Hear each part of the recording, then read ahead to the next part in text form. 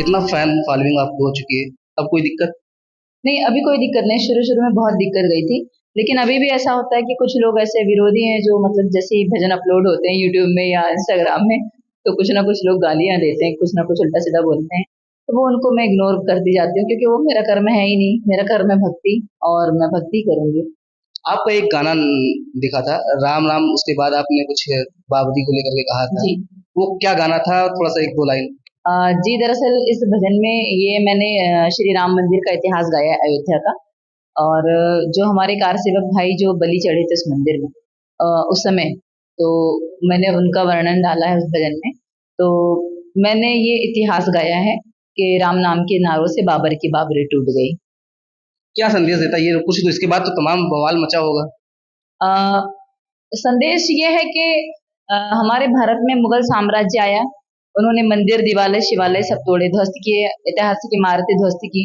लेकिन जो हमारे भारत की धरोहर है, हमारे भारत के हिंदू जो धार्मिक स्थल हैं, उनका वजूद, उनका अस्तित्व मिटा नहीं पाए। इसलिए मैंने ये मतलब ये भजन लिखा है कि राम नाम के नारों से बाबर की बाबरी टूट गई। अगर अयोध्या की बात करें और मथुरा की बात करें, तो जिस तरीके से अब तमाम मंदिरों को लेकर के चल रहा है, अयोध्या का तो हो ही गया, अब मथुरा की बारी कहा जा रहा है, तो आप कैसे देखती हैं? मैं ऐसा देखती हूँ सर कि अयोध्या तो मंदिर तो श्री रामचंद्र जी आ ही गए हमारे प्रभु, और अब मथुरा और काशी है। लेकिन इसके अलावा भी एक इतना बड़ा पवित्र स्थान है जो हमारे अंडर में नहीं है, या हम वहाँ प्रवेश नहीं कर पाते। आप देखेंगे कि हमको वहाँ का वीज़ा भी प्राप्त नहीं है, जिससे जिस बड़े तीर्थ स्थल कहाँ को का? हम खुल के बताइए। जी, जी। जिस बड़े स्थल को हम कैलाश पर्वत बोलते हैं, वहाँ शिव परिवार है हमारा, और वहाँ जाने का हमको वीज़ा ही प्राप्त नहीं है। ये हमारा दुर्भाग्य है कि हम हिंदुस्तानी हैं और उसके बाद भी हमको वीज़ा प्राप्त नहीं है। उसके बाद भी अगर कुछ लोग जाते तो 3-4 लाख रुपए खर्चा आता है। आम पब्लिक, आम जनता, आम भक्त कैसे जाएँगे? इसके अलावा भी और चीन से हमको परमिशन लेनी पड़ेगी, और फिर कुछ ऐसे वीआईपी हमारे हिंदुस्तान में कि अभी फ्लाइट से जा रहे हैं। अरे तो भैया क्यों जा रहे हैं फ्लाइट से? घर में पूजा कर लो फोटो रख के, नहीं जाना है शिव दरबार। अगर बात तो तब हो कि हम हिंदू सनातन धर्म के लोग हैं, और बात तो तब होगी जब हम जाके कैलाश जाएं और हम चरण स्पर्श करके आए प्रभु शिव जी के। अच्छा, ये ज्ञान-व्यापी का भी मामला चल रहा है, जी। आपके संज्ञान में होगा। आप इसको किस तरीके से देखती हैं? अभी तो वो मामला विचाराधीन है, लेकिन मैं चाहती हूँ कि जल्द से जल्द मुक्त हो जाए और ज्ञान जैसे हिंदू पक्ष दावे कर रहा है, तमाम प्रमाण भी मिले हैं, तो जी, आपको क्या लगता प्रमाण मिले हैं तो आएगा ही पक्ष में, उसमें कोई बात ही नहीं है। जिस प्रकार अयोध्या श्री राम मंदिर को लोग, राम भगवान को लोग काल्पनिक बोल रहे थे, अब क्या हुआ? कहाँ चले गए वो काल्पनिक बोलने वाले? अब इस तरह ज्ञानवापी का मैटर है, उस तरह मथुरा का मैटर है, तो वो भी क्लीन हो जाएगा। है? एक सवाल और है, अभी तक हाल ही में घटना हुई है बहराइच में, जी। और जहाँ पे गाने को लेकर के तमाम सवाल खड़े कर रहे हैं, राजनीतिक पार्टियां भी सवाल खड़े कर रही हैं। क्या लगता है गाना एक कोई उन्माद फैला सकता है? नहीं, मुझे नहीं लगता गाना उन्माद फैला सकता है। वो तो उपद्रवी कुछ ना कुछ होते ही हैं जो भी बात फैलाते हैं। हिंदू मुस्लिम हमारे देश में चली जा रही है। हमारे देश के लोग यहाँ हिंदू मुस्लिम कर रहे हैं, और बाहर के देश साफ हो गए। बाहर विदेशों से हम लोग अपनी चिंता कर ही नहीं सक रहे हैं। हम लोग यहीं के यहीं उलझे हुए हैं, भाई बंधु में सब में यहीं लड़ रहे हैं हम लोग। और हम लोग तो ये भी नहीं सोच रहे हैं कि बाहरी देश भी हम पर अटैक कर सकता है।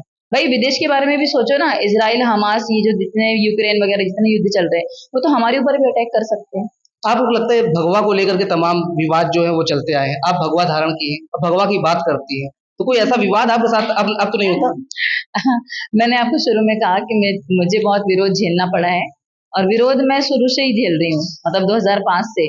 ये कि मैं भजन गाती हूँ तो मैं जहन्नम में जाऊंगी, ऐसा लोग कमेंट करते हैं मुझे कि मुझे लानत है, मुझे तो मर जाना चाहिए, फलाना ठिकाना, और गंदी गंदी गालियां भी देते हैं।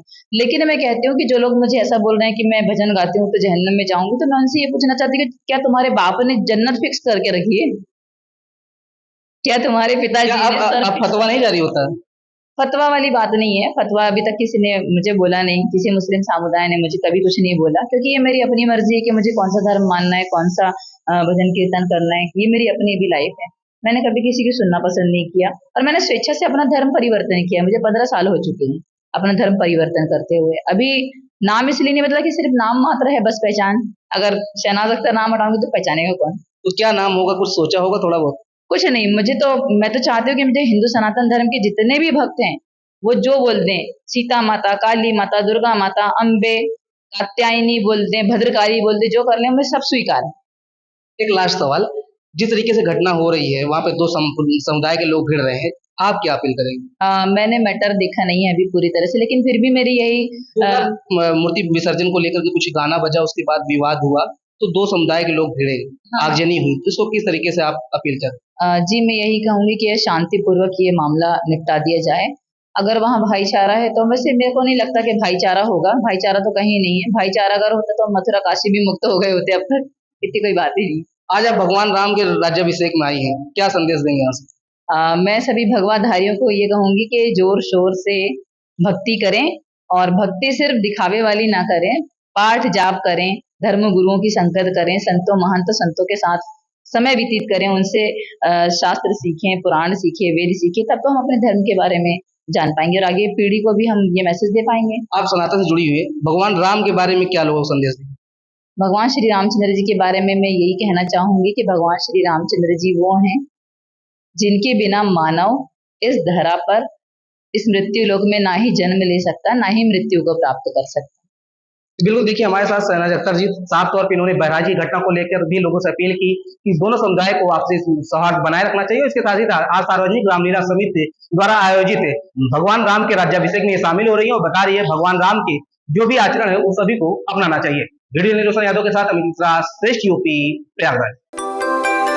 यूपी की हर खबर देखने और उनसे अपडेट रहने के लिए हमारे चैनल श्रेष्ठ यूपी को सब्सक्राइब और लाइक करें। साथ ही बेल आइकन को दबाना ना भूलें, जिससे हमारे हर वीडियो की जानकारी आप तक पहुंचती रहे।